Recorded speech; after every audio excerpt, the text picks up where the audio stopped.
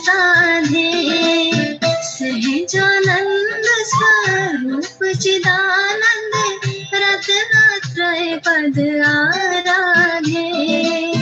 सविनय शीश झुकाते हैं, नमन तुझे मां करते हैं। प्रत्यक्ष प्रभुता हमें दिखाती है, प्रत्यक्ष प्रभुता हमें दिखाती है। जिनवाणी माँ तो हमें तत्व सिखलाती है, सिखलाती है। वस्तु स्वरूप हमें बताती है, वस्तु स्वरूप हमें बताती है।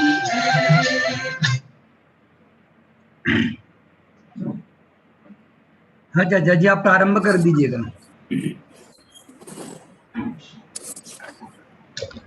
नमो अरिहंताणं, नमो सिद्धाणं, नमो आयरीयाणं, नमो वज्रायाणं, नमो ये सौसाहूणम्।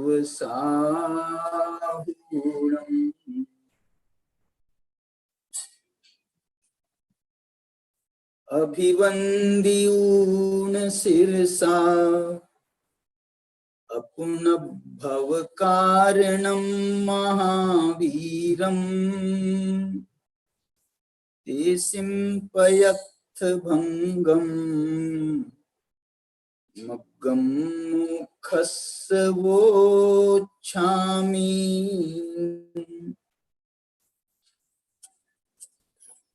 मोक्ष मार्ग की चर्चा हम पंचास्तिकाय संग्रह के आधार पर कर रहे हैं।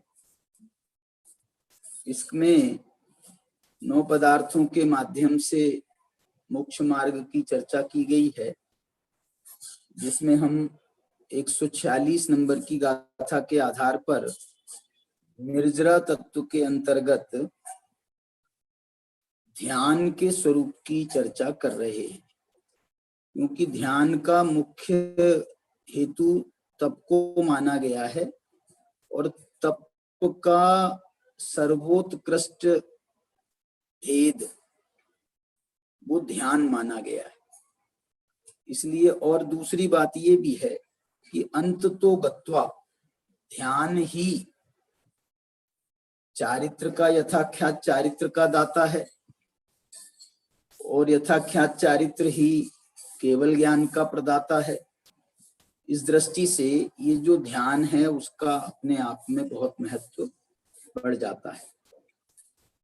दूसरी बात ये भी है कि जितने भी गुणस्थानों की वृद्धि होती है, गुणस्थान के क्रम में पहले से चौथे में जाता है जीव, दूसरे तीसरे का क्रम तो लौटने में आता है। पहले से चौथे में जाता है, चौथे से पांचवें में जाता है, पांचवें से छठे में नहीं जाकर के सातवें में जाता है। तो ये वृद्धि जो हो रही है गुणस्थानों की, ये ध्यान का ही फल है।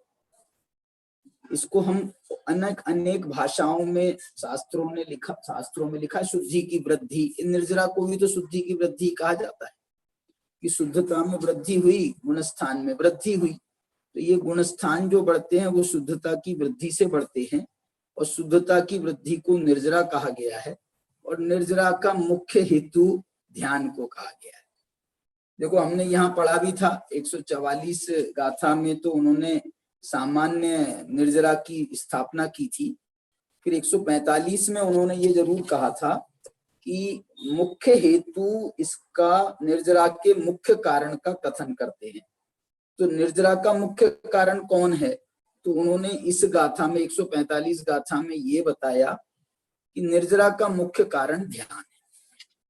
इसलिए 146 गाथा में ये प्रश्न हुआ, तो फिर हमें ध्यान का स्वरूप बताइए, ध्यान कैसा होता है, ध्यान कैसा होता है और ध्यान कैसे होता है। मैंने ध्यान का स्वरूप क्या है और कैसे होता है, माने ध्यान की विधि क्या है, उसको आचार्य भगवान ने बहुत ही, देखो इसकी गाथा में कुंद कुंद भगवान ने तो बड़े संक्षेप शैली में सारभूत कथन करके सूत्र शैली में उसका अर्थ लिखा है, उसका भाव लिखा है।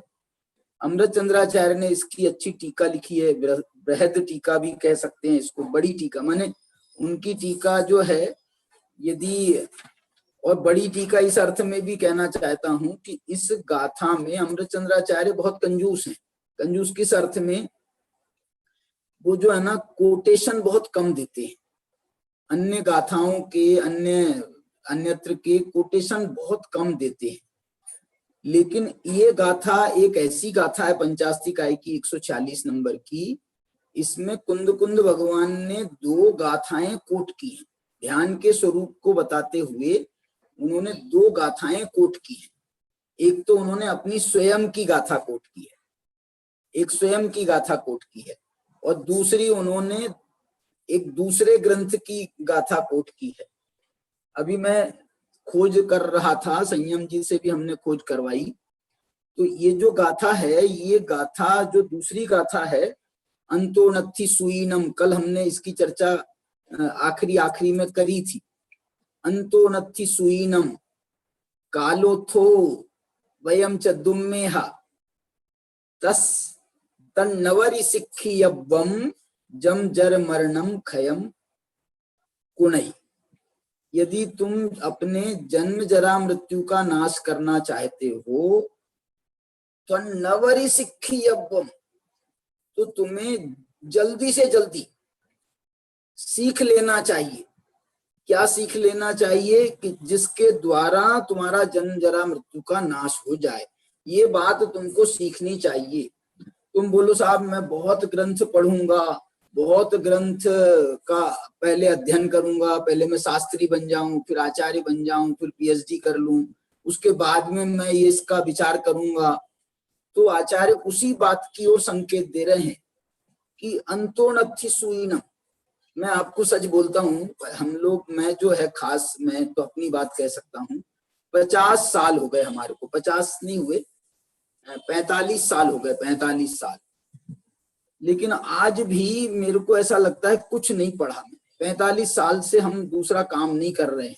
काम धंधा भी हमने किया था, तो वो जो है प्रेस का काम किया था, जिसमें हम शास्त्रों को छपाई करते थे, शास्त्रों को भी बहुत छपाया, उसके माध्यम से भी पढ़ना होता था। लेकिन आज भी ऐसा लगता है नहीं पढ़ा, कुछ नहीं पढ़ा।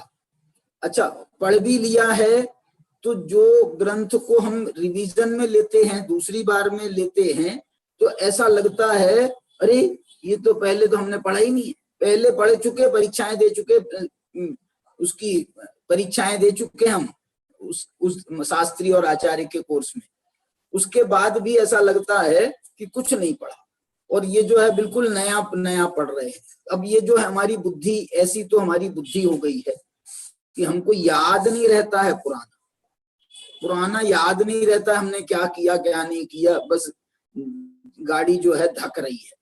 इसलिए जो है आचार्य यहाँ पर ये बड़ा जोरदार, उन्होंने देखो ये बात को कहने के लिए बड़ा दम चाहिए। क्यों? क्योंकि क्या बात कह रहे हैं मालूम हो? वो कह रहे हैं अंतोनत्थि सुईनम, श्रुतियों का अंत नहीं है, शास्त्रों का अंत नहीं है। क्या कह रहे हो आचार्य? आप ऐसा कह करके हमको शास्त्र पढ़ने से विरत करना चाहते हो क्या? हम शास्त्र नहीं पढ़े? क्या लिख रहे हो आप? और आप खुद ही तो शास्त्र लिख रहे हो और हमसे कह रहे हो शास्त्र मत पढ़ो। शास्त्र पढ़ने में शास्त्र तो बहुत हैं। ये बात को इसलिए मैं कहना चाह रहा हूं, ये बात को कहने में बहुत पुरुषार्थ चाहिए। क्यों? क्योंकि ये बात अपने पांव पर आप कुल्हाड़ी मारने जैसी है। लेकिन उसके बावजूद भी आचार्य अमृतचंद्र आचार्य जैसे ये बात लिख रहे हैं कि तुम जो है तम नवरि सिक्खी अब्बम, तुम जो है सबसे पहले तुम अपना काम करना। आद हिदम कादब्बम जम सक्कई पर हिदम च कादब्बम, पहला सबसे पहला काम तो आद हिदम कादब्बम, अपना हित करना सबसे पहला काम है। जम सक्कई यदि सामर्थ्य हो, समय हो तुम्हारे पास में, तो पर हिदम च कादम, दूसरों का भी हित करो, उपदेश आदि दो, कुछ करो, शास्त्र लिखो, ये करना है वो आप बाद में करना, कोई मनाही नहीं कर रहे हैं हम। लेकिन तन नवरी सिक्खी अब्बम, और नवरी का मतलब होता है केवल, केवल का मतलब होता है कि सबसे पहले केवल ये सीखने का बात है, जम जर मरणम खयम कुनई, जिससे जन्म जरा मृत्यु का नाश होता है वो काम कर लेना। श्रुतियों के पढ़ने में लग जाओगे तो जो है काल अंतोनथी सुईनम, इसका तो कोई पार नहीं है। कालो थो, देखो उसके लिए क्यों उसका रीजन दे रहे हैं कि वो ये कह रहे हैं कि बहुत ही जैसे आदिनाथ भगवान के समय चौथे काल आदि में उसके जो है बहुत समय होता था, जीवों की आयु भी बहुत लंबी लंबी आयु होती थी। स्वर्ग के देवताओं को हम मना नहीं कर रहे, उनके पास में आयु है, सागरों की आयु है, लेकिन तुम्हारे पास कितनी आयु है तुम बताओ? सागरों में बूंद के बराबर तो तुम्हारे पास आयु नहीं है। तो 100 साल की आयु भी क्या होती है, 100 साल की आयु भी क्या होती है, कुछ नहीं। इसलिए जो है अंतो, देखो एक बात विचार करने की है कि हमारे गणधर परमात्मा ने द्वादशांग की रचना करी थी। द्वादशांग का इतना विस्तार है, इतना विस्तार है, यदि उसके पदों की और उसके सूत्रों की संख्या वगैरह का हम विचार करें तो इतने पद हैं, हजारों लाखों करोड़ों पद हैं, और उन पदों में एक एक पद में लाखों करोड़ों उसमें श्लोक आते हैं। एक एक पद में, एक पद की बहुत बड़ी वो है माने व्याख्या पद की, इतना इतना बड़ा विस्तार है। और अब हम जो हैं हमारे पास में इतना पढ़ने का समय कहाँ है, इतना पढ़ने का समय कहाँ है हमारे पास में। और यदि पढ़ते भी गए तो ये पढ़ करके लाभ क्या होगा, ये तो विचार कर लो पहले। लाभ क्या होगा? लाभ का जीव को बहुत विचार करना चाहिए। धंधा बहुत करें हम और उसका फायदा कुछ ना हो तो ऐसा धंधा करके क्या फायदा है? ऐसा धंधा करके आपने धंधा बहुत किया और आखिर में हिसाब लगाया तो बोले साहब कमाया तो कुछ है ही नहीं हम, और समय खोटा हो गया वो अलग, कमाया कुछ नहीं, नुकसान में चले गए, समय खोटा हो गया उसका अलग नुकसान हुआ। मेरे को एक उदाहरण याद आ रहा है, मैं आपको बताना चाहता हूँ। हमारे मामा जी थे, मामा जी, उनने ये घटना सुनाई थी, शायद उनके साथ में खुद की घटना नहीं थी, उनने ये घटना सुनाई थी। क्या सुनाई थी कि अभी बरसात आ रही ना, बरसात, तो वो बाजार जाते थे, मामा जी भी जाते थे, और उनने खूब देखा है वहां पर हमारा मामा परिवार जो है ना जितना भी, वो बाजार बहुत करता रहा। बाजार मतलब ऐसा गट्ठा बांध करके जो है हर हफ्ते, कभी रविवारी बाजार कर रहे, कभी शनिवारी बाजार कर रहे, कभी बुधवारी कर रहे, ऐसे अलग अलग उनकी दुकानें जाती थी रोज की। तो जो है वो ये जाते थे। तो उसमें क्या हुआ, बोले एक बरसात का आई तो उसमें जो है ना ये बरसात में घोंसी बिकती है। घोंसी कहते हैं, प्लास्टिक की एक कपड़ा होता है प्लास्टिक का, उसको थोड़ा ऊपर से सिल देते हैं, उसको यहाँ सर पे डाल देते हैं, बस उसको घोंसी बोलते हैं। तो वो जो घोंसी है, वो घोंसी एक आदमी जो है अपना घोंसी बेचता था, तो वो जो है 100 घोंसी उसने खरीदी और 100 घोंसी लेकर के वो जो है रविवारी बाजार में चला गया। और ऐसा झूर पानी गिर रहा था उस दिन, और पानी खूब गिर रहा था, तो उसने जो है घोंसी अपनी निकाली और उसको बेचना शुरू कर दिया। घोंसी ले लो, घोंसी ले लो, घोंसी ले लो, घोंसी, जो भी बोलते होंगे उसको घोंसी बोलते हैं, मेरे को तो घोंसी मालूम है। तो बोले घोंसी ले लो, घोंसी ले लो।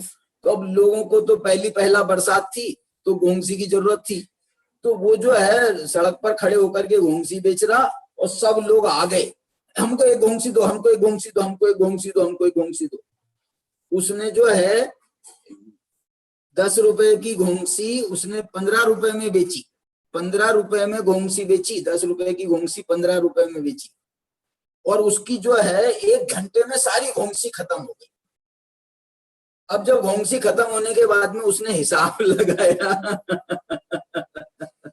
तो वो जो है 10 रुपए की घोंसी 100 घोंसी 1000 रुपए की ले गया था, और उसके पास में नोट जब उसने गिने तो नोट तो 750 रुपए बने।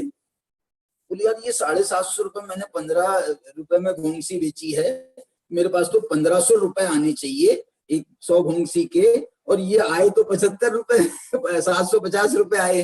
हुआ क्या? क्यों? क्योंकि ऐसा आया, एक हमको दो, एक हमको दो, एक हमको दो, सब लेते जा रहे, पैसा दे रहा कौन, दे रहा कौन नहीं दे रहा, उसने कोई हिसाब नहीं रखा।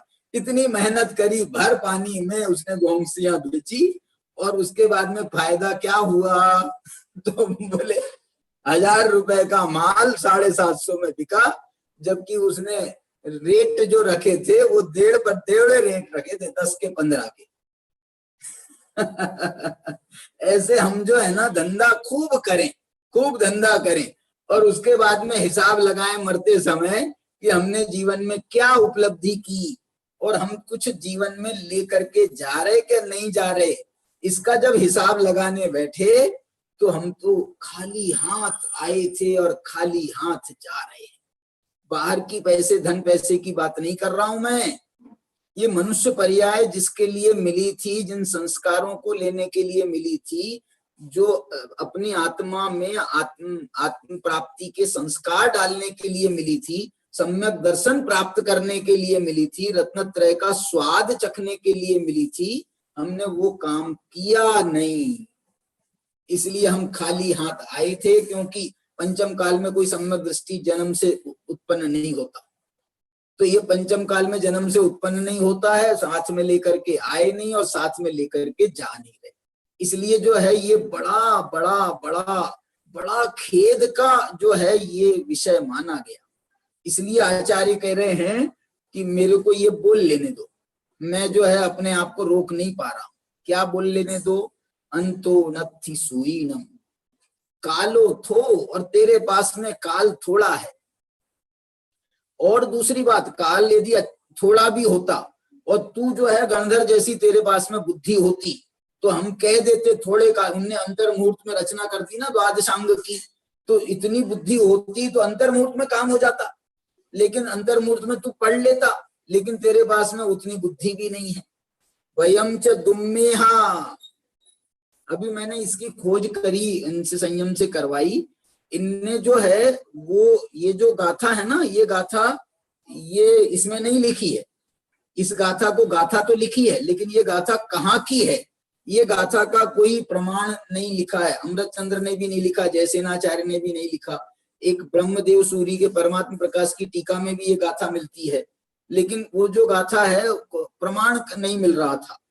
तो ये जो प्रमाण खोजते खोजते एक पाहुड़ दोहा नाम का ग्रंथ है मुनि राम सिंह का, राम सिंह मुनि हो गए, राम सिंह मुनि। बहुत प्यारा ग्रंथ है, बहुत प्यारा ग्रंथ है। अध्यात्म की बड़ी गहरी चर्चा, माने जैसे योग सार और परमात्मा ग्रंथ है ना, उस कोटि का ग्रंथ है मुनि राम सिंह का ये पाहुड़ दोहा। और उन्हें भी दोहों में रचना लिखी, योग सार में इन्होंने भी दोहों में रचना करी है। लेकिन ये अमृत चंद्र और जयसेन के से पुराने आचार्य है, मुनि है, मुनि आचार्य भी नहीं है, मुनि है। देखो मुनि राम सिंह के नाम से प्रसिद्ध हैं वो, और मुनि राम सिंह को आचार्य अमृत चंद्र कोट कर रहे हैं, आचार्य जयसेन कोट कर रहे हैं। ब्रह्मदेव सूरी माने आचार्य ब्रह्मदेव, वो भी उनको कोट कर रहे हैं। ये मुनि राम सिंह की रचना, ये इतनी मतलब उनको महत्वपूर्ण लगी। आचार्य कुंद अमृत चंद्राचार्य देव इस गाथा की टीका में इस गाथा को कोट कर रहे हैं। एक गाथा तो उन्होंने अपने स्वयं की मोक्ष पाहुड़ की कोट करी, स्वयं की गाथा कोट करी। जयसेन आचार्य ने माने स्वयं की मतलब कुंद भगवान की, कुंद अमृत चंद्र ने कोट करी है तो कुंद भगवान की गाथा कोट करी है, स्वयं की नहीं कह सकते। और जयसेनाचार्य ने भी ये गाथा कोट करी, दो गाथा। और जयसेनाचार्य ने एक दूसरी गाथा भी कोट करी, भरे दुस्सम काले, कल मैंने आपको सब वो बताया था। आज जो है हमारे महेश जी भाई साहब बैठे हैं, इनके विशेष अनुरोध पर अपन जो है ये इसकी अमृत चंद्राचार्य की टीका आपके सामने मैं पढ़ना चाहता हूं। उत्थानी का तो यही है, गाथा 146 है, एक बार गाथा पढ़ लेते हैं बहुत सरल गाथा है, बहुत भाव बड़े गंभीर है। जस्सण विज्जति रागो, वाह, 146 गाथा।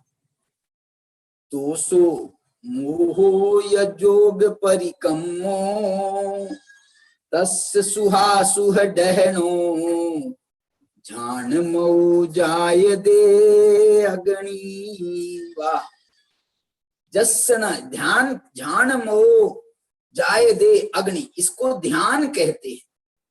और जो है ये ध्यान में होकर के अग्नि के समान ये शुभाशुभ कर्मों को, शुभाशुभ कर्मों को भी, शुभाशुभ भावों को भी गहनो। वाह, देखो ये शुभाशुभ भाव कैसे हैं, आप इनको विचार करने की बात है। और दोनों को लिख रहे हैं, अकेले अशुभ को नहीं लिख रहे, शुभ को भी लिख रहे हैं। मूल गाथा में लिख रहे हैं आचार्य कुंकुम भगवान कि ये शुभ कर्मों को, शुभ भावों को भी दहनो, इनको भी मुझे जलाना है, दहन करना है। जैसे रावण दहन होता है ना, रावण दहन दशहरे के दिन रावण का दहन होता है, ऐसे ही यहाँ पर कह रहे हैं शुभाशुभ भावों को का नाश करने के लिए, शुभाशुभ भावों पर में आग लगाने के लिए। झाण मऊ जाय दे अग्नि, ये जो ध्यान है, ध्यान में अग्नि जो है, इसको यदि आप प्रज्वलित करोगे तो उससे ये शुभाशुभ भाव, वास्तव में शुभाशुभ भावों का एक नाम है विकार, शुभाशुभ भावों का एक नाम है विभाव। ये शुभाशुभ भाव आत्मा के स्वभाव नहीं है, इसलिए इनको जो है, इनको नाश करना अनिवार्य है मोक्ष मार्ग में। मोक्ष मार्ग में शुभाशुभ भावों का कोई स्थान नहीं है। शुभाशुभ भावों का स्थान जो है संसार मार्ग में है, संसार में है। संसार में दो भेद बनेंगे, ऊर्ध्व लोक जाना है, संसार में लोक है ना, ऊर्ध्व लोक जाना है कि अधोलोक जाना है। ऊर्ध्व लोक जो है ये शुभाशुभ भावों का फल है, अशुभ भावों का फल अधोलोक है। ये तो बस इसका फर्क हुआ, लेकिन जो असली मोक्ष जानने वाली बात है, वो मोक्ष का जो कारण है वो तो ध्यान है, जो अशुभ के भी नाश से उत्पन्न होता है और शुभ के भी नाश से उत्पन्न होता है। जिन पुण्य पाप नहीं की, अपन ने पहले भी पढ़ा है संवर अधिकार में, उन्होंने पुण्य पाप को के आधार पर बहुत बात कही थी, है ना। देखो 143 गाथा मेरी खुली है। जस्य जदा खलु पुण्यम जोगे पावम चनत्थि विरदस्य, जिसको पुण्य और पाप दोनों नहीं होते हैं, संवरणम तस्य तदा, उसको संवर होता है। सुहासुह कदस्य कम्मस्य, शुभ और अशुभ कर्मों का वो संवरण करता है। ऐसा बहुत सारी गाथाएं हैं, अभी तो मैंने एक गाथा आपको कोट करी है। देखिए अभी जो है यहाँ मैं आपको जो गाथा, इसकी टीका पढ़ करके आपको सुना रहा हूँ। अमृतचंद्राचार्य के वचन हैं बड़े। अमृतचंद्राचार्य की ये जो टीका है पंचास्तिकाई की, इसका नाम है समय व्याख्या माने समय व्याख्या नाम है इसका। कुंद भगवान अमृतचंद्राचार्य को इसका दूसरा नाम ज्ञात था, इसका दूसरा नाम समय पाहुड़ है, पंचत्थिकाय समय पाहुड़। इसको इसलिए समय पाहुड़ इसका नाम था। वो जो है ना ये पंचत्थिकाय समय पाहुड़ है, और जो समय सार जिसको कहते हैं वो भी समय पाहुड़ है। वो 9 पयत्थ समय पाहुड़ है उसमें 9 पदार्थों का विवरण है, इसलिए वो समय पाहुड़ है। इसमें पंचास्तिकाय की मुख्यता है, लेकिन इसमें भी देखो ना 9 पदार्थों का वर्णन किया है, ये भी समय पाहुड़ है। इसलिए उनने तो इसकी टीका का नाम ही समय व्याख्या रखा है। पंचास्तिकाय की टीका का नाम अमृतचंद्राचार्य ने समय व्याख्या रखा। इस समय व्याख्या टीका में अब देखो, ध्यान स्वरूपाभिधानम एतत्, ये कह रहे हैं ये ध्यान के स्वरूप का कथन है। अब मैं टीका आपके सामने पढ़ता हूं। देखो ध्यान की क्या सुंदर परिभाषा दे रहे हैं। ध्यान किसे कहते हैं? तो शुद्ध स्वरूप में अविचलित चैतन्य परिणति सो यथार्थ ध्यान है। ये यथार्थ शब्द क्यों डाला मालूम? यथार्थ यहाँ पर संस्कृत में मालूम ही शब्द है। ही का मतलब होता है वास्तव में, यथार्थ। शुद्ध स्वरूपे अविचलित चैतन्य वृत्तिर ही ध्यानम। ये चैतन्य वृत्ति ही माने वास्तव में, यथार्थ में ये ध्यान है। देखो ये मेरे पास में जो ग्रंथ है ना, इसमें तो यथार्थ शब्द है, और आपके पास में ये जो इस पे आ रहा है स्क्रीन पर, इसमें वास्तव में ध्यान है। ये देखो ही शब्द से उन्होंने वास्तव में अर्थ निकाला। मैंने आपको दोनों अर्थ बताए थे। तो यहाँ पर वो कह रहे हैं कि शुद्ध स्वरूप में, अपनी शुद्धात्मा में अविचलित परिणति। अविचलित का मतलब होता है चलायमान नहीं, कि तुम्हारा उपयोग यहाँ भी जा रहा है, वहां भी जा रहा है, यहाँ भी, ये जो ध्यान, इसका नाम ध्यान नहीं है। ध्यान का तत्वार्थ सूत्र में भी यही परिभाषा है, एकाग्र चिंता निरोधो ध्यानम। एकाग्र अविचलित परिणति। अब एकाग्र चिंता निरोधो, और चिंता का निरोध करके।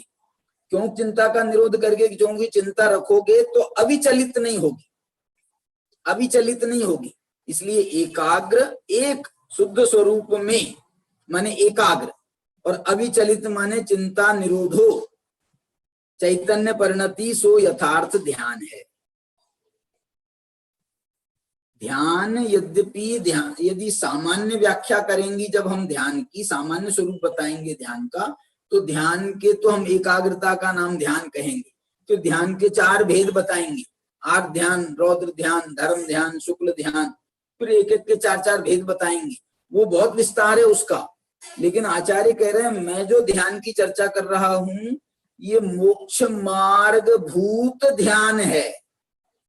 ये कौन से ध्यान की चर्चा मेरे को कर रहा हूँ? कौन सा प्रकरण चल रहा है हमारा?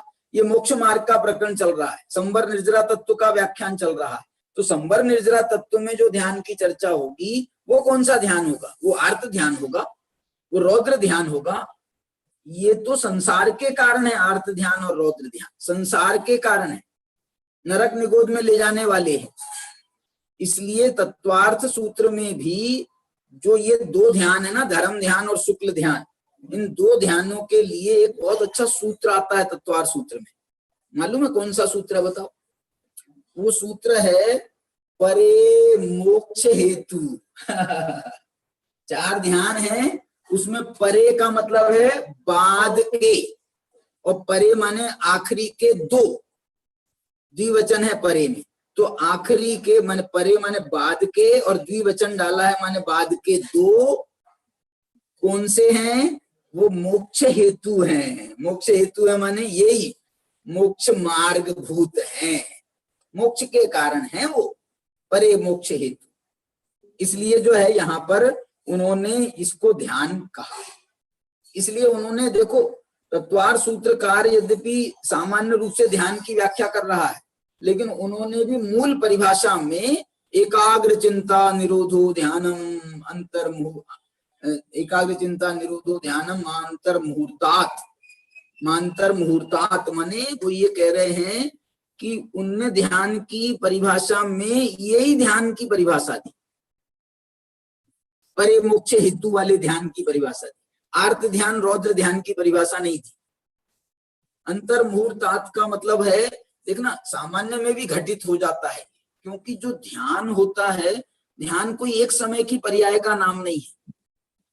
ध्यान जो है, जब ज्ञान एक विषय में अनेक समय तक एकाग्र हो जाता है, ज्ञान जब एक विषय में जब अनेक समय तक एकाग्र हो जाता है, तो उसका अंतर मुहूर्त काल के लिए एकाग्र हो जाता है, तो उसका नाम ध्यान कहलाता है। ध्यान कभी एक समय का नहीं होता, ध्यान कभी एक समय का नहीं होता। ध्यान हमेशा जो है वो अनेक समयवर्ती ज्ञान की पर्यायों का जो समुच्चय है, उसका नाम ध्यान है। देखो ध्यान के लिए मैं इसकी ध्यान की आपको शाब्दिक व्याख्या बताऊं। ध्यान का संधि विग्रह करो, ये 2 शब्दों से मिलकर के बना है ध्यान। धी शब्द निकलेगा इसमें से, धी, और धी प्लस आन, क्या मतलब हुआ?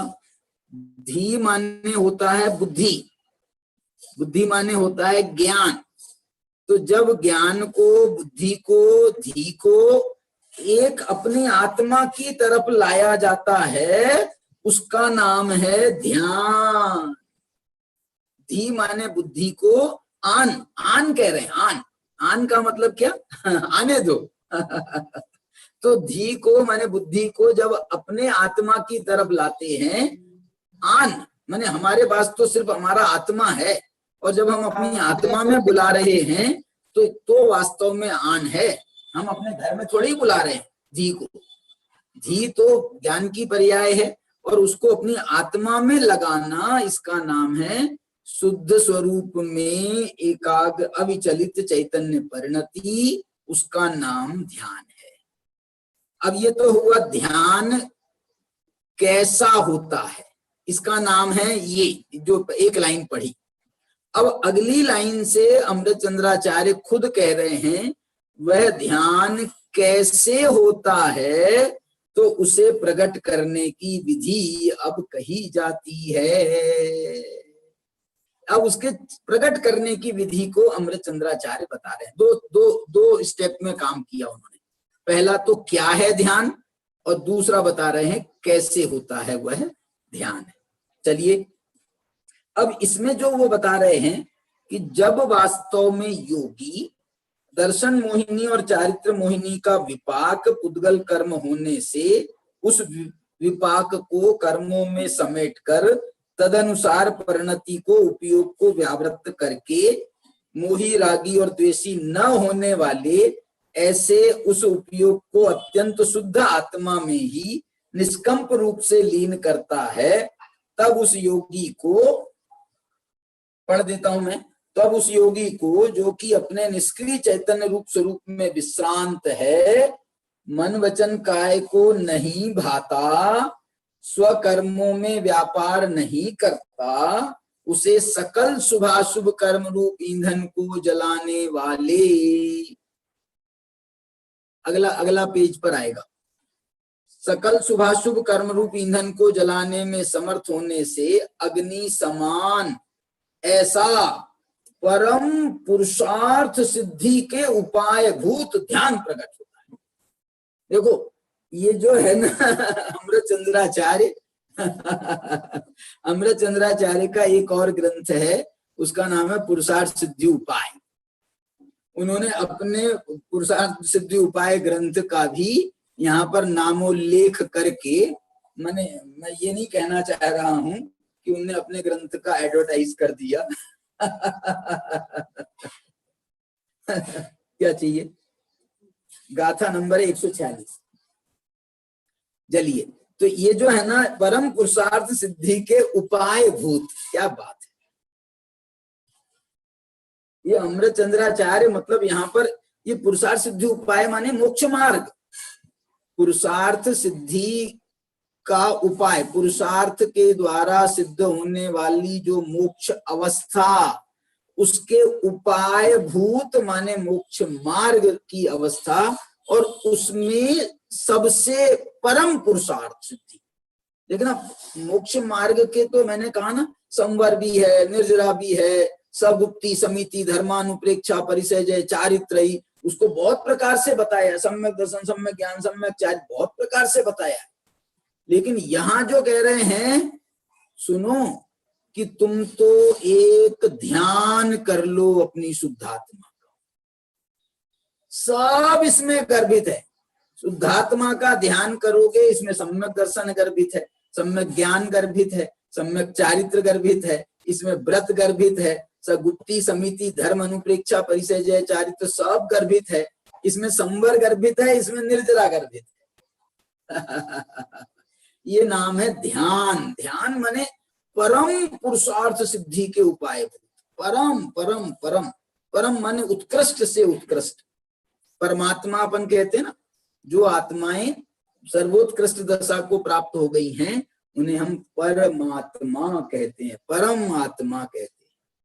तो ये परमात्मा जो है, ये परम पुरुषार्थ सिद्धि के उपाय भूत ध्यान के लिए उन्होंने ये संज्ञा दी है।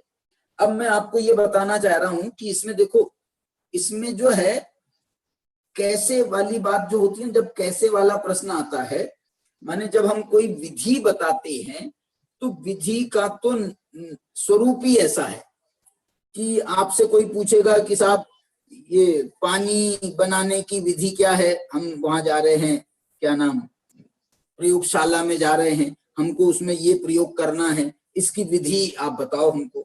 तो विधि के लिए सीधा सीधा विधि में ना स्टेप्स बताई जाती है कि देखो पहले तुम ये करना, फिर तुम ये करना, तीसरे नंबर पर ये करना, फिर चौथे नंबर पर ये करना, फिर पांचवें नंबर पर ये करना। माने एक प्रकार से विधि का मतलब तो स्टेप्स होता है। तो ये स्टेप बाय स्टेप क्या करना, उसके लिए ये जो है विधि बता रहे हैं।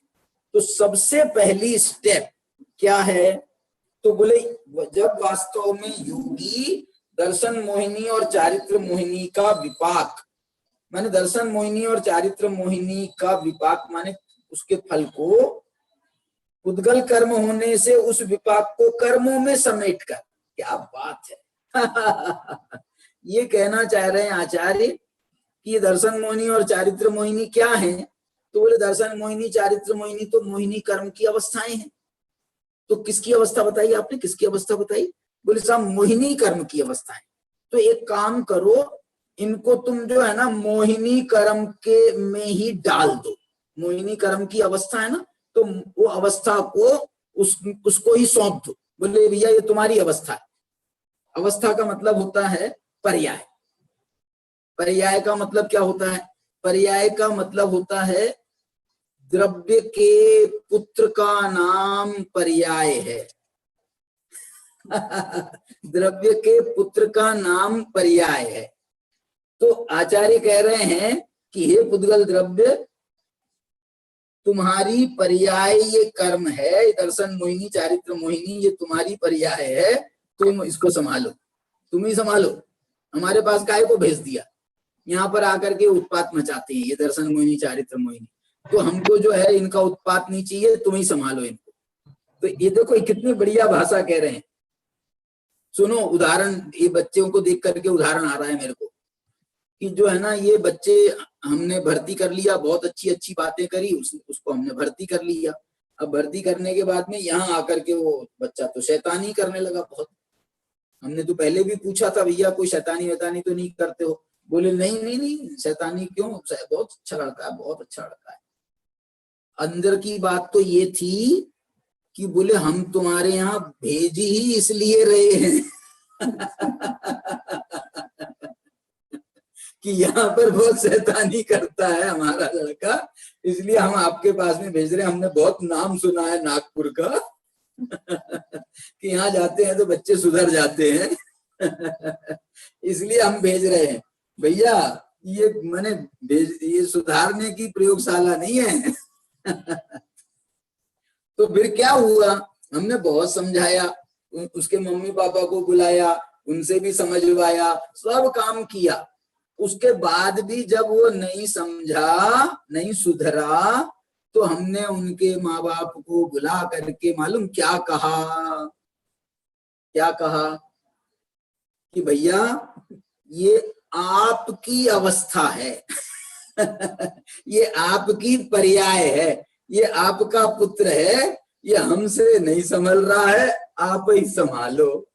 तो उनको हमने क्या बोलते हैं बड़े सम्मान के साथ में उनके रिटर्न टू बैक वो पर्याय को, उनके द्रव्य को सौंप दी, उनके माता पिता को सौंप दी। ये जो है आचार्य भगवान ने यहाँ पर देखो कितनी बढ़िया विधि बताई है ये मैंने ये विधि जो है ना कहीं पर सुनी नहीं है। ये विधि बहुत ही प्यारी विधि है। दर्शन मोहिनी और चारित्र मोहिनी का विपाक उद्गल कर्म होने से उस विपाक को कर्मों में समेटकर, वाह, उसको कर्मों में समेटकर तदनुसार परिणति से उपयोग को व्यावृत्त करके, देखो उनको द्रव्य को माता पिता को सौंप दिया। अब वो जो है माता वहां जाकर के हम फोन करके ये नहीं पूछते हैं क्या आप अपने बच्चे को ले गए, तो हम जो है ना आपको वहां जाकर के पूछेंगे नहीं कि भैया कैसा है आपका बच्चा सुधर गया क्या नहीं सुधर गया, अच्छा है क्या नहीं है, बड़ा यहाँ हमको बहुत याद आ रही है उसकी, ऐसा फोन करोगे सुदर्शन जी? देखो हम ये पूछते नहीं है, क्यों? क्योंकि भाई हमारा उपयोग उसमें यहाँ पर रहता था, तो हमारा उपयोग उसमें जाता था, उपयोग हमारा भी जाता था, हमारा टाइम भी खोटा होता था, उसके कारण से दूसरे बच्चों में भी संस्कार अच्छे नहीं पड़ रहे थे। तो हमने कहा भैया ये जो है उपाय नहीं है यार, हमने तो अच्छे काम के लिए विद्यालय खोला है, बच्चों को अच्छे संस्कार देना है, और इसके कारण से हमारे बच्चों में संस्कार अच्छे नहीं जा रहे हैं, तो ये तो बड़ा नुकसान वाला काम हो जाएगा फिर तो। इसलिए हम जो है बहुत प्रेम के साथ, बिना लड़ाई झगड़ा किए, बिना कोई कुछ किए, मौका बहुत दे करके, 1 बार 2 बार 3 बार 4 बार मौका देने के बाद, और जब कार्य सिद्ध नहीं होता है तो फिर जो है भैया क्या लिखा है, कर्मों में ही, उस विपाक को कर्मों में ही समेट कर, और देखो ये बात जो मैंने बाद में कही, तदनुसार परिणति से उपयोग को व्यावृत्त करके हमने आपको सौंप दिया, तो हमारे दिमाग से अब वो बात निकल गई, बात खत्म हो गई। अब हम जो है फोन कर करके आपसे नहीं पूछेंगे कैसा है कैसा है कैसा है हमारा बेटा, हमारा बेटा ये हम नहीं पूछेंगे, हमारे यहाँ तो पढ़ने आया था, आप पूछो भले ही आपका बेटा है ना, तो आप पूछ सकते साहब हमारा बेटा कैसा है। और हम भी उपचार में तो यही कहते थे कि हमारा बेटा, स्कूल जाते थे ना तो हम स्कूल में जाकर के यही कहते थे कि ये किसका बेटा है, बोले साहब हमारा है। तुम्हारा कहाँ है? तुम्हारा तो छात्रावास है। अरे छात्रावास है तो सब हम ही इसके गार्जियन है, इसके माँ बाप थोड़ी है यहाँ पर, हम ही है इसके माँ बाप। बोले ये इसकी बहुत शैतानी है। अच्छा तो हम इसके माँ बाप को बुला देते हैं आपको। अरे तुम तो कह रहे थे हम ही इनके माँ बाप हैं, और आप बोल रहे हो माँ बाप को बुला देते हैं। ये देखो बात की बात है, कब कौन सी परिस्थिति में क्या करना वो जो है विचारणीय हो जाता है। उपयोग को व्यावृत्त करके देखो, और उपयोग को व्यावृत्त करने से ये मैं आपको विधि बता रहा हूं, देखो विधि है ये, विधि का मतलब स्टेप्स। और एक बात सबसे बड़ी स्टेप मैं बताना चाह रहा हूं, आप बोलोगे कि देखो यहां पर तो स्पष्ट लिखा है कि जब वास्तव में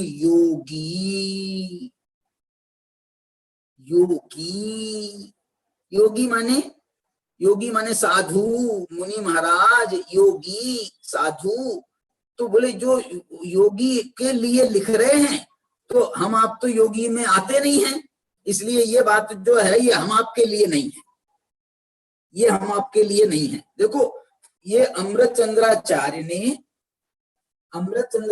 ने खुद होकर के योगी शब्द लिखा, और आगे जाकर के खुद होकर के उन्होंने ये भी कहा कि भैया आज भी ये हो सकता है ध्यान, वो आज भी ध्यान हो सकता है, माने आज योगियों को हो सकता है, ये भी हो सकता, ये भी है, और धर्म ध्यान हो सकता है, तो धर्म ध्यान हो सकता है, तो ये श्रावकों को, गृहस्थों को भी होता है। क्यों कह रहा हूं मैं? देखो धर्म ध्यान जो कहा गया है ना, इनने स्पष्ट लिखा है कि शुक्ल ध्यान तो होता नहीं है, धर्म ध्यान होता है। तो धर्म ध्यान होता है, वो धर्म ध्यान के 4 गुण स्थान, धर्म ध्यान के 4 गुण स्थान है। धर्म ध्यान 4थे गुण स्थान से प्रारंभ होता है और 7वें गुण स्थान तक धर्म ध्यान माना जाता है। 4था, 5वां, 6ठा और 7वां, ये 4 गुण स्थान धर्म ध्यान के हैं। 8वें से ऊपर तो शुक्ल ध्यान चालू हो जाता है, और 4थे से पहले जो है वो आर्त ध्यान और रौद्र ध्यान रहते हैं। ये धर्म ध्यान के ये 4 गुण स्थान है। तो ये 4 गुण स्थान है, तो 4थे गुण स्थान वाला तो गृहस्थ हो सकता है ना, श्रावक हो सकता है कि नहीं हो सकता है? अविरति है, तो ये योगी में तो नहीं आएगा ना 4थे वाला। लेकिन ये यहाँ पर फिर योगी शब्द क्यों लिख रहे हैं? हाँ, इसका जवाब ये है कि जो मुख्य रूप से ये जो ध्यान का कर्तव्य बताया गया है, मुख्य रूप से ये ध्यान का कर्तव्य तो मुनियों का बताया गया है। मुख्य रूप से गृहस्थों को फुर्सत नहीं है, ज्यादा गृहस्थों को टाइम नहीं है, फुर्सत नहीं है, इसलिए उनको ध्यान का उपदेश नहीं दिया जाता है। इसलिए उनको तो सामान्य रूप से कहा भैया पूजा करो, पाठ करो, स्वाध्याय करो, ये उपदेश सामान्य से गृहस्थों को ये उपदेश होता है। और मुनिराज को मालूम क्या उपदेश है? मुनिराज को पूजा करने का उपदेश नहीं देते। देव पूजा, गुरु पास्ती, स्वाध्याय, ये जो है ये सट आवश्यक श्रावकों के हैं, ये सट आवश्यक श्रावकों के हैं। मुनियों के जो सट आवश्यक हैं, मुनियों के सट आवश्यक तो समता संहारे, सामायिक, स्तुति उच्चारें, स्तुति का उच्चारण करना। माने मुनियों का कोई काम ऐसा नहीं होता परावलंबी हो, जिसमें दूसरों के अवलंबन की आवश्यकता हो। माने क्या बोला, हार्ड एंड फास्ट। अरे मुनिराज जंगल में है, अब जंगल में बैठे हैं, वहां पास में कोई मुनि मंदिर ही नहीं है, तो मुनिराज क्या करेंगे बताओ, कैसे करेंगे? वो सुबह से उठ करके बोले नहीं साहब मंदिर जाना है, मेरे को मंदिर जाना है, मंदिर का जाना है, क्या करना है मंदिर में पूजा करना है, पूजा करना है। अरे पूजा करना है, उसके लिए पूजा सामग्री लगती है, पूजा में द्रव्य पूजा करोगे तो पूजा की सामग्री चाहिए। बोले नहीं हम द्रव्य पूजा नहीं करेंगे, भाव पूजा कर लेंगे। तो भाव पूजा के लिए मंदिर की क्या जरूरत है मुनि महाराज? तुम तो यही जंगल में बैठे हो, तो यहाँ जंगल में ही भाव पूजा हो सकती है, द्रव्य पूजा नहीं कहलाएगी, लेकिन भाव पूजा आप कर सकते हो। और पूजा आपका वास्तव में आवश्यक माना ही नहीं गया है, आपका आवश्यक है सामायिक। तुमको पूजा करने को कहा है, किसकी पूजा करने को कहा है मालूम? सामायिक, माने अपने भगवान आत्मा की सामायिक करना, ध्यान करना, ये सबसे पहली पूजा है तुम्हारी। सबसे पहली पूजा, पहला आवश्यक है सामायिक।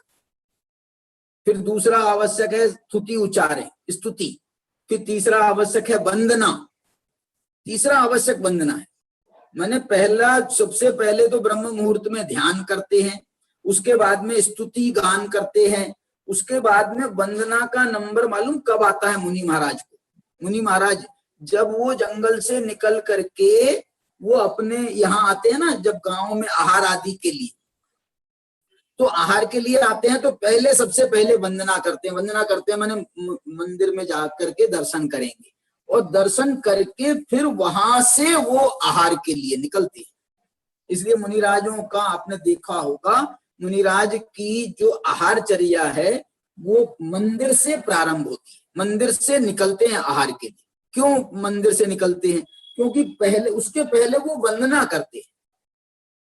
और देखो आहार से क्यों जोड़ा? पहले सुबह सुबह खाली बैठे थे, चले जाते मंदिर के दर्शन करने के लिए। अरे मंदिर जाने में हिंसा होती है, मंदिर जाने में रास्ता पार करके जाना पड़ेगा कि नहीं, चल के जाना पड़ेगा, तो हिंसा होगी। इसलिए तुम यहाँ बैठे बैठे का काम करो, क्या करो, समता करो, स्तुति गान करो यहाँ बैठे बैठे।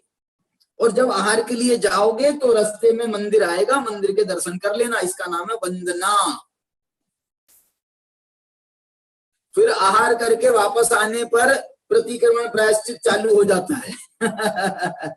आहार करने गए थे ना, तो ये सट आवश्यक में फिर प्रतिक्रमण कराते हैं, फिर प्रत्याख्यान कराते हैं, आलोचना कराते हैं। ये जो है ये सट आवश्यक है मुनि महाराज के। मुनि महाराज के ज्यादा झंझट नहीं है। प्रतिक्रमण, आहार करके आए हो तो प्रतिक्रमण करो। क्यों प्रतिक्रमण करें? बोले आहार करके आए हो ना, आहार करना कोई अच्छा काम नहीं है, एक बात। दूसरी बात, आहार करने गए थे तो गृहस्थों के संपर्क में आए होंगे, और गृहस्थों के संपर्क में आए होंगे तो आओ, जैसे अपन कोई से छू जाते हैं ना जब कोई तो बोलते हैं साहब नाई, अभी तुम बाल बना करके आए हो, नाई ने आपको हाथ लगाया होगा, सब किया होगा, तो आप चलो नहाओ दो पहले। ऐसे तुम गृहस्थों से मिलकर के आए हो, हे मुनिराज, तुम पहले प्रतिक्रमण करो और आलोचना करके हमको बताओ क्या हुआ क्या हुआ क्या हुआ। आचार्य महाराज ये करवाते हैं। मैंने वो खुद नहीं समझ में आए ना उनको कि हमसे कोई दोष हुआ होगा, तो बोले नहीं तुम एक काम करो, तुम हमको तो पूरी बात बता दो, क्या हुआ क्या हुआ क्या हुआ। इसका नाम है आलोचना। तो वो बताते हैं, तो उसमें फिर आचार्य महाराज कहते हैं देखो ये जो तुम कह रहे थे ना, ये जो तुम बता रहे हो, ये तुम्हारे योग्य नहीं था, ये कार्य तुम्हारे योग्य नहीं था। इसलिए तुम जो है अब इसकी आलोचना तुमने करी है। आलोचना का मतलब होता है अच्छी प्रकार से उसका जो आपका हुआ है ना, जो आप करके आए हो, उसका अच्छी तरह से लोचन करके, माने देख करके आपने उसको बताओ। उसको बताने का नाम है आलोचना। अच्छी तरह से आलोचन, चारों तरफ से देख करके हमको आप पूरी अच्छी तरह से पूरी बात बताओ। तो फिर जो है उसका उनको प्रतिक्रमण कराते हैं। आलोचना के बाद में प्रायश्चित, ये सब प्रायश्चित के भेद हैं। इसलिए मैं कह रहा हूँ भाई साहब, मैं ये हाँ, जानना चाह बताओ रहा बताओ कि बताओ। जैसे जो प्रायश्चित का आपने बताया ना कि केवल आहार के बाद ही प्रायश्चित होता है, तो ऐसा आहार के बाद ही नियम नहीं है कि होता है, मतलब दिन आहार में के बाद कभी से भी चालू हो सकता है? जाता है। हाँ हाँ, अच्छा, बताओ। चालू होता है। हाँ, मतलब वो पहला ऐसा कर्म होता है कि जिस कर्म में कहीं ना कहीं आहार किया है तो दोष लगे होंगे, और श्रावकों के संपर्क में आए हो तो दोष लगे होंगे, जाने आने में, माने उसमें सारी की सारी क्रियाएं हो गई ना। माने एरिया समिति की क्रिया भी हो गई, भाषा समिति की क्रिया भी आ जाएगी, एसना समिति, उसका आहार करने का नाम एसना समिति है। फिर आदान निक्षेपण का भी प्रसंग बना, फिर ये जो है ये सारे प्रसंग बनते हैं, इसलिए उनको वो कराया जाता है। ये जो भी क्रिया करके आएंगे उसकी उनको प्रायश्चित करना है। तो ये मुख्य रूप से उनकी जो क्रिया होती है ना, बाह्य पदार्थ, बाह्य संबंधी, वो क्रिया आहार की ही मुख्य होती है। बढ़िया। बाकी क्रियाएं तो समझ लो, जब एक देश से दूसरे देश में जाएंगे तो वहां पर उस समय भी उसका भी प्रायश्चित होता है, उसका भी प्रायश्चित होता है। सब चीजों के प्रायश्चित होते हैं, सब चीजों। मैं कह रहा हूं वो जो जीवन है ना भाई, मुनिराज का जो जीवन है, वो उसमें 60 आवश्यकों में 3 आवश्यक तो इसमें चले गए प्रायश्चित में, प्रतिक्रमण, आलोचना और प्रत्याख्यान। ये प्रायश्चित के तीनों भेद हैं, ये इसमें चले गए उनके। और बाकी के जो 3 हैं, अपनी आत्मा का ध्यान करो, फिर उसमें साथ में वंदन, स्तुति है और वंदना है, बस इतने, ये 6 आवश्यक है माने गए। और बताऊं, ये 6 आवश्यक भी डिटेल में है। संक्षेप में रयण सार नाम का ग्रंथ है, उसमें मुनियों की 2 चर्याएं मुख्य कही हैं, और वो 2 चर्याओं के लिए उनने एक उसमें गाथा है, झाणज्जयनम। इनके लिए मुनिराजों के लिए 2 क्रियाएं कही हैं, झाणज्जयनम। झाणज्जयनम माने या तो ध्यान करो और या अध्ययन करो, तीसरा कोई काम ही नहीं कहा उनको, तीसरा कोई काम नहीं है तुम्हारा। मुख्यता की बात है ये, मुख्यता की बात है। और मालूम, ऐसे ही श्रावकों के लिए भी उन्हें रयण सार में 2 क्रियाएं कही हैं। कौन सी क्रियाएं कही मालूम? उसमें 2 क्रियाएं कही हैं, दानम पूया। हे श्रावक, तुम दान दो और पूजा करो। ये मुख्यता की बात है, मुख्यता की बात है। विस्तार में तो फिर उन्होंने बता दिया, देव पूजा, गुरु पास्ती, स्वाध्याय, संयम, तप। ऐसे यहाँ पर भी विस्तार में इनके 6 आवश्यक बता दिए। चलिए, मैं जो आपको बताना चाह रहा हूँ, एक तो ये जो है ना, श्रावक को भी, योगियों के लिए तो ये मुख्य कर्तव्य है ध्यान, और श्रावकों के लिए ये गौण कर्तव्य है, क्योंकि लगातार श्रावक जो है ध्यान नहीं कर सकता, लगातार नहीं कर सकता। इसलिए आवश्यक तो तब कहा जाएगा ना जो डेली किया जाए, जो लगातार किया जाए, माने जिसमें भंग ना पड़े, उसको आवश्यक में डालते हैं। इसलिए मुनिराजों के आवश्यक में तो डाला सामयिक कह करके, लेकिन श्रावकों के आवश्यक में नहीं डाला।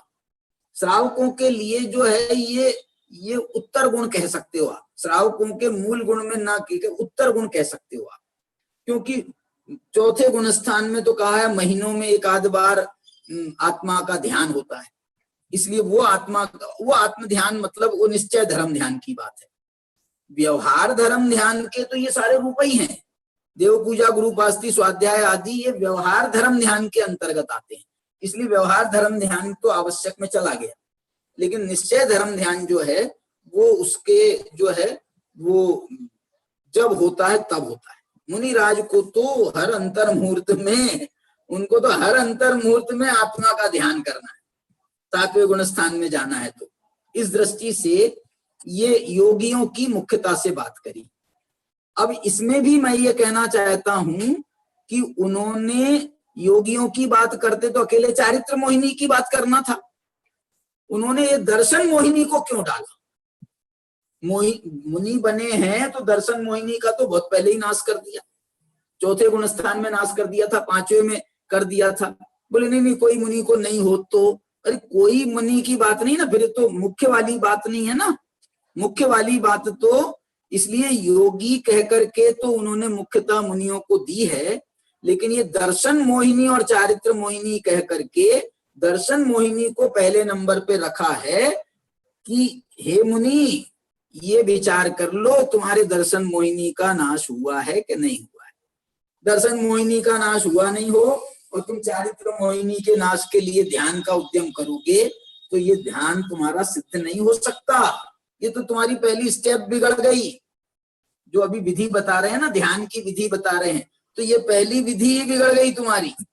दर्शन मोहिनी अभाव किया नहीं है, दर्शन मोहिनी के अभाव के बिना चारित्र मोहिनी के नाश के लिए तुम उद्यम करने लगे, दूसरी चीजें कर रहे हो, मूल दर्शन मोहिनी का तो हुआ नहीं।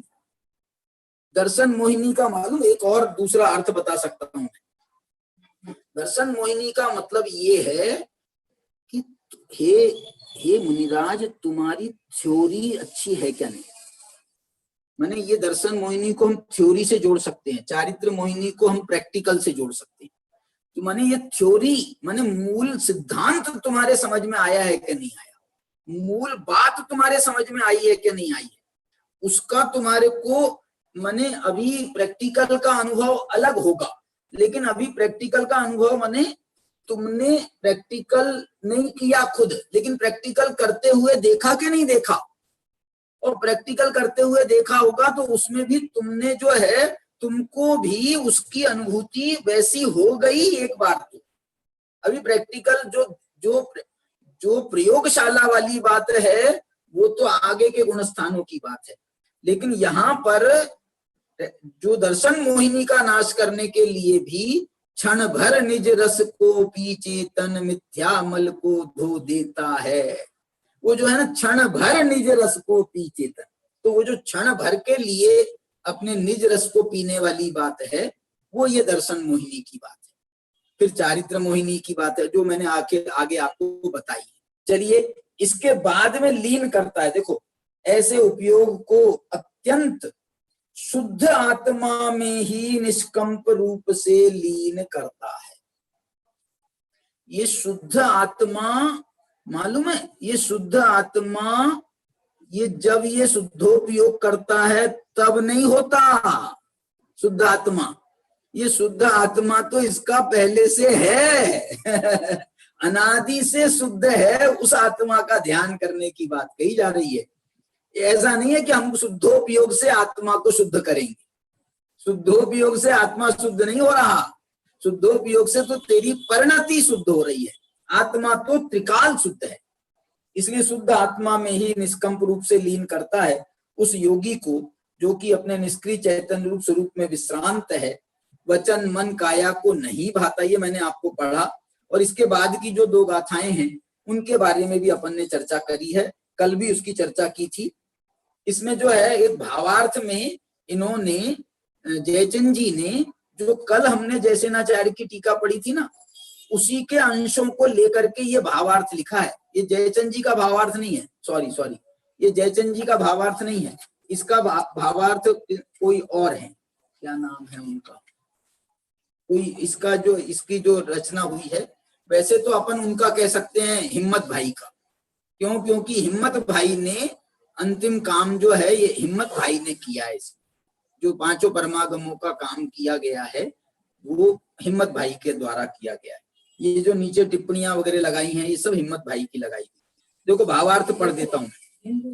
निर्विकार और गुजराती से उनने काम किया था, बाद में इसका हिंदी अनुवाद और लोगों ने किया है। इसका हिंदी अनुवाद किसके?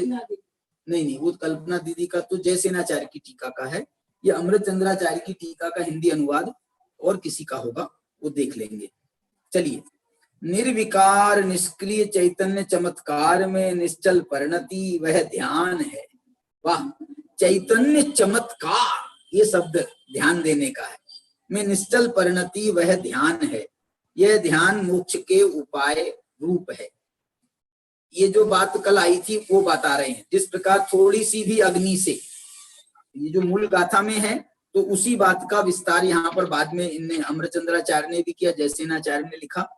थोड़ी सी भी अग्नि बहुत से घास और काष्ठ की राशि को अल्प काल में जला देती है, उसी प्रकार मिथ्यात्व कषाय आदि विभाव के परित्याग स्वरूप महापवन से प्रज्वलित हुई वाह अपूर्व अद्भुत परम आह्लादात्मक, देखो ये शब्द जो हैं ये जयसेनाचार्य की टीका में कुछ तो थे भी, लेकिन कुछ शब्द इन्होंने अपनी तरफ से भी जोड़े हैं। परम आह्लादात्मक सुख स्वरूप घृत से सिंची हुई, घृत से सिंची हुई।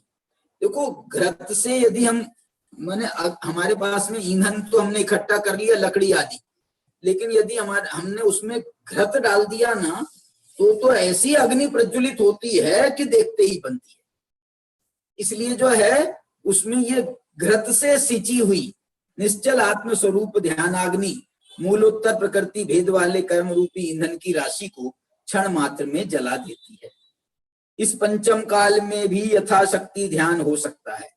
इस काल में जो विच्छेद है वह शुक्ल ध्यान का है, धर्म ध्यान का नहीं। आज भी यहाँ से जीव धर्म ध्यान करके देव का भाव और फिर मनुष्य का भाव प्राप्त करते हैं। बहुश्रुत धर ही ध्यान कर सकते हैं ऐसा भी नहीं है। अंतोनर्थी सुईनम में सारभूत अल्प श्रुत से भी ध्यान हो सकता है। इसलिए मोक्षार्थियों को शुद्धात्मा का प्रतिपादक, संवर निद्रा का करने वाला तथा जरा मरण का हरण करने वाला सारभूत उपदेश ग्रहण करना योग्य है। इस प्रकार से यहाँ पर ये चर्चा अपनी निर्जरा तत्व की चर्चा ध्यान के विषय के माध्यम से यहाँ पर पूरी होती है। अब हम बंध पदार्थ की चर्चा जो है वो आगे करेंगे। ज्यादा नहीं है, बंध पदार्थ की चर्चा 3 गाथाओं में है। उसके बाद में मोक्ष पदार्थ की चर्चा, फिर उसमें 4-5 गाथाओं में मोक्ष पदार्थ की चर्चा की गई है। चलिए आज की चर्चा को यहीं पर विराम देते हैं। ध्यान के विषय के माध्यम से आपने ध्यान के स्वरूप को भी समझा होगा और ध्यान की विधि को भी जानने का प्रयास करना। और आप ये जो टीका पढ़ेंगे ना, मैं आपको एक होमवर्क दे सकता हूं यदि आप करो तो। ये टीका पढ़ो और इसमें से स्टेप्स बनाओ। टीका में तो डायरेक्ट सब लिखा है, आप इसमें नंबर डाल करके स्टेप्स बनाओ कि सबसे पहले ये काम करना, फिर इसके बाद में ये काम करना, फिर इसके बाद में ये काम करना। ऐसी स्टेप्स बना करके यदि आप मुझे बताओगे तो मुझे बहुत खुशी होगी। चलिए आज की चर्चा को यहीं पर विराम देते हैं। हाँ जी सुदर्शन जी। हाँ जी भाई प्रांजल जैन आज जिनवानी स्तुति करेंगे। हाँ बेटा। माता तू दया करके कर मुँह से छुड़ा देना, इतनी सी विनय तुमसे चरणों में जगह देना। संसार में भटके हैं माया के अंधेरे में, कोई नहीं मेरा है इस कर्म के रेले में, कोई नहीं मेरा है तुम धीरे बंधा देना, इतनी सी विनय तुमसे चरणों में जगह देना। जावाड़ी के ज्ञान ते सूझे लो कालो, तो वाड़ी मस्तक नमो सदा दे तुम दो। 3 बार नमो का मंत्र।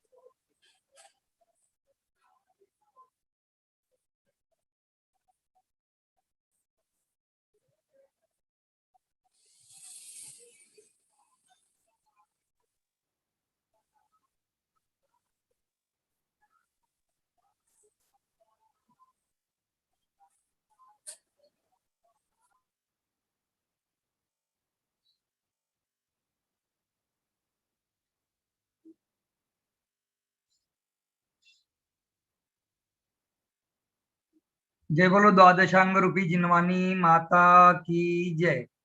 कल प्रियांश जैन जिनवानी स्तुति करेंगे, आप तैयारी करना बेटा और मुझे कॉल भी करना।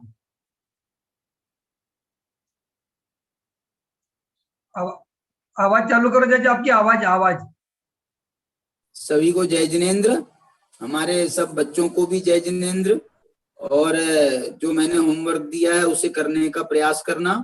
और इसके साथ में हमारे जो साथी जुड़े हैं, रमेश जी शाह, आकांक्षा जी, मंदार जी, सीमा जी, सभी को जय जिनेन्द्र। आइए। हाँ, बच्चे के लिए एक विशेष सूचना है बेटा, सब सुन लो ना ध्यान ध्यान से। स्कूल से जो भी आपको सूचनाएं आ रही है परीक्षा की, फॉर्म भरने की, वो आप बराबर यथा योग्य करें और यथा समय करें, क्योंकि मैडम का फोन आया था, इसलिए आप अपने स्कूल के ग्रुप में अवश्य देके जो भी सूचनाएं स्कूल से आ रही है उसका आप पालन करें। सभी को जय जिनेन्द्र।